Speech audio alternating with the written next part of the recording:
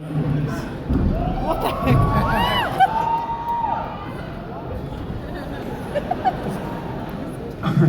That was cool. Somehow, I think that the Flash's powers might be negated at Comic-Con because absolutely nothing moves fast at Comic-Con with 150,000 people in your way. Please welcome Variety's Laura Prudhomme.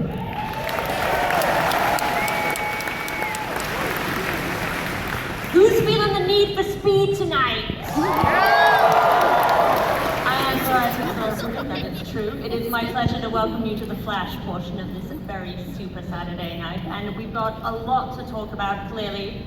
So without further ado, I'm going to bring out the cast and executive producers of this amazing show. To start with, executive producer Andrew Preisberg, executive producer Greg Berlanti, Star John Wesley Shipp,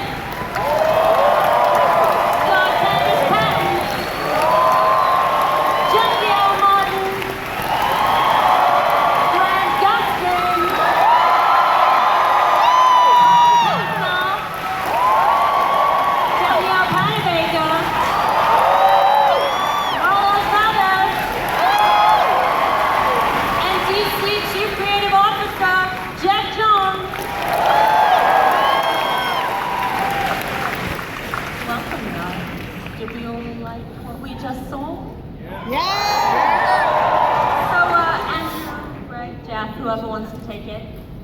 What the hell do we explain to us? What is coming up in season 2? What can we look forward to? Well, our big bad this season is going to be Zoom. We're very excited about. He's going to be faster than the Reverse Flash, faster than the Flash, and it's going to be very hard to catch him. We're also introducing Jay Garrick to the show this year. Very excited. We have Teddy Sears from Masters of Sex playing him. And we're also adding Patty Spivot to the show, who's another big comic book character, who's going to be played by Chantal Van Statten from The Messengers. Woo! Right, and we're also going to be adding Wally West.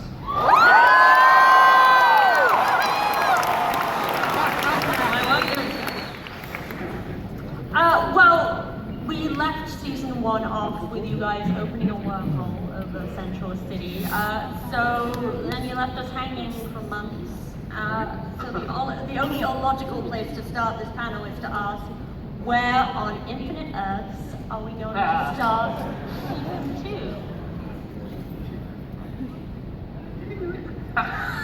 2? We pick up a few months later. I don't want to give too much away because I want everybody to enjoy the episode when you get a chance to see it. But we deal with very much sort of just the fallout of the cataclysm that happened at the end of the year.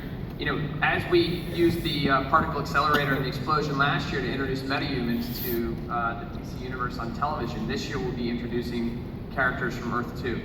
And that's Jay will be dealing with Earth 2 on the show and get a chance to tell those kinds of stories. Grant, let's start with you. How would you say the events of the finale have changed Barry going into season 2? Where do we find him when we pick up? We find Barry dealing with some extra attention, I guess specifically on the Flash, and just kind of being treated as the hero for Central City, and he's having a hard time accepting that role. It's weighing kind of heavily on him just because he knows, and the audience knows, that Eddie was ultimately the hero that stopped Wells in the finale and ultimately saved everybody. So I think we're finding him kind of struggling with his role as a hero, I guess, and he's kind of a lone wolf at this point, working on his own and doesn't want anyone else to get hurt. Interesting. Carla. In the finale, Cisco may have discovered something pretty important about himself that he didn't know before. Something that fans might be excited about. Maybe. It's a lot of tiptoeing. How will that inform about where we find Cisco? Well, I think as viewers saw in the latter half of season 1, Cisco starts seeing these visions and having these dreams. He starts undergoing these sort of biological changes that take place in his brain, basically, in his mind. And those kind of augment themselves over time. And yeah, I think the beginning of season 2 deals a lot with how Cisco deals with that change and also deals with what Eobard Thawne told him at the end of season 1 and the repercussions of, was he telling the truth? What is he talking about? But foremost, you know, changes in his body for sure, not puberty. Though he does look 12. Jesse, all the way down there. Jesse. Jeff? No. Oh, Jesse L. Martin is actually not here. He's recovering from a. I can pretend I'm Jesse. He's sick in this Comic-Con. Well, producers, can we talk a little bit about why Jay Garrick? Why did you feel like this was the right time to introduce him?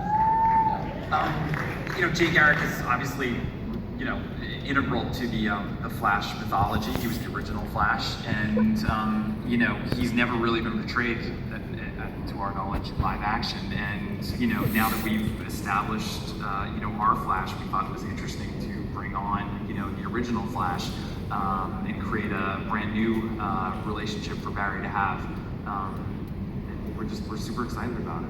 It's actually pretty weird, the episode number Flash 123, where his helmet was introduced, is actually the number of the Flash comic where Barry Allen met Jay Garrick, which is very strange. Destiny. Very cool. Candace.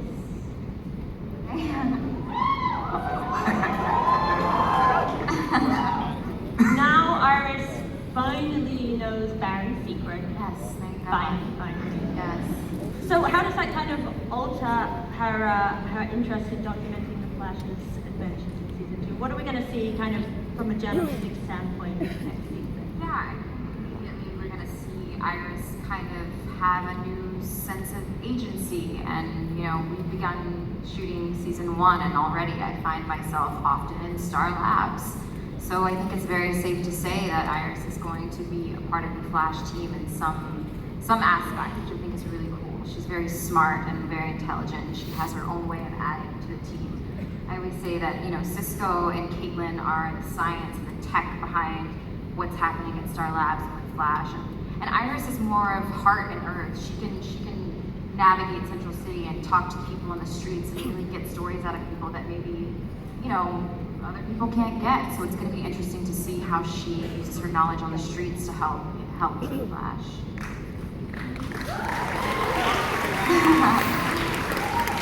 Well, John, Yes. Henry advised Barry against changing times. Obviously, you know, heroism obviously runs in the family. But what is he going to be doing in season 2? Is anyone going to be kind of taking on his case? Is he going to catch a break at this point? What do you think? Well, certainly a large part of Barry's life, and season 1 was trying to spring Henry from prison. Was unsuccessful in doing it in season 1, and certainly will be addressed in season 2 in one way or another. I mean, eventually Henry will get out. We don't know how or what. In one way or another, you know, more will be revealed about that. Wonderful. We're going to start taking audience questions in just a minute. If you want to start lining up for that, we want to get a couple of yours in. Tom. Laura. That's my family. There. Thanks guys for coming all the way. It's great to see you. Really happy. Got a large family. We're all family. Well, last season you obviously knew Thorne's grandmaster scheme from the start, unlike the rest of us. So in season 2, what can you say about getting to know the real Harrison Wells? Well, last season was absolutely tremendous. It was, you know, eating steak, not at tater tot. You know, it was just, that's my food analogy, thank you. As only my family laughed at that one. They're like, he likes to eat food.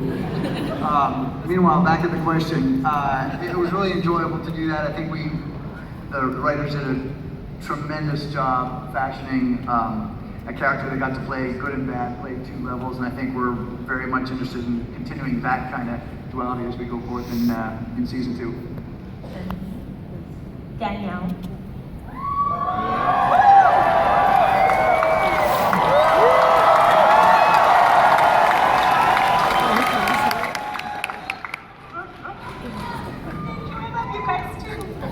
Caitlin is a newly married woman, but arguably an even bigger development that we saw in the finale was a little sneak peek of something. It's a little frosty. A little chilly. Yeah, you did. So where do we find out when we kick off season 2? And more importantly, how did it feel to put on that killer costume? Oh, I'm so excited for season 2. I mean, I'm beyond excited to hopefully get to actually be Killer Frost one day, because I look to my bosses with a wig. We worked really hard on that look, you know, the costume, the wig, the makeup, the contacts, the whole thing. So I'm excited to see her more often, hopefully.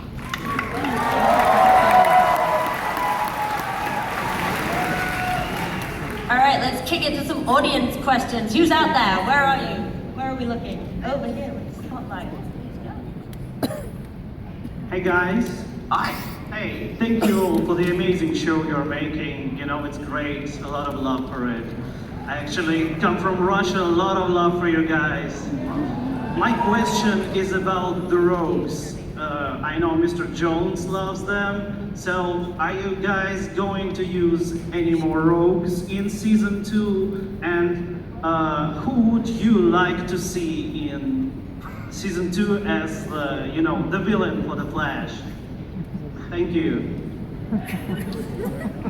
We'll be definitely having, adding to the Rogues Gallery. You know, we've got a lot of returning favorites. Grodd's going to be back. We also have a big Captain Cold Golden Glider episode early on. Where we'll be getting to find out a little bit more about the Snark family dynamic. We've got a couple of villains we don't want to share, yet. But we're really excited about Zoom. I think that I think how that presents and the challenges it brings to our characters is going to be, he's going to be terrifying and scary and fast, and it's going to be really cool. Next question. Happy Flash Appreciation Day. I have a question about episode 9 with the man in the yellow suit. Okay, it explained how he can do a mirage of some sort. Well, how did he beat himself up? Yeah, guys. He's that good. Tom? Sorry, was the last part of it, how does he beam himself up? Beat himself up. Good, because beam himself up didn't make any sense to me. Like, you got the wrong panel, bro.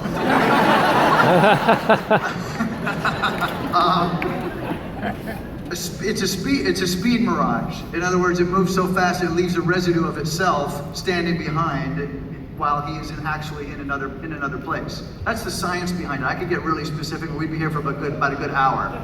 I hope that helps. Oh, you're like, yeah, you want to hear? Okay, so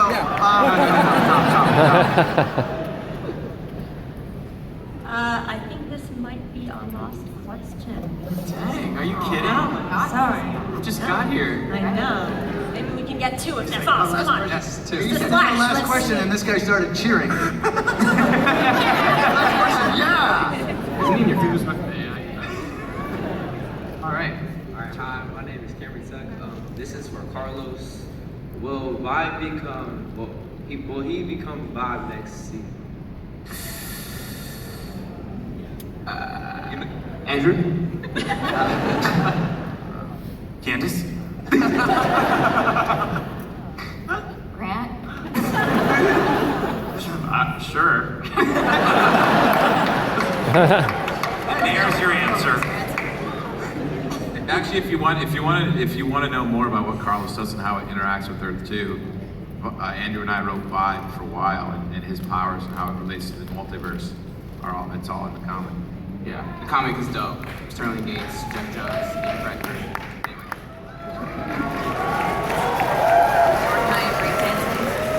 And that's it, they're wrapping us. I'm so sorry. Give it up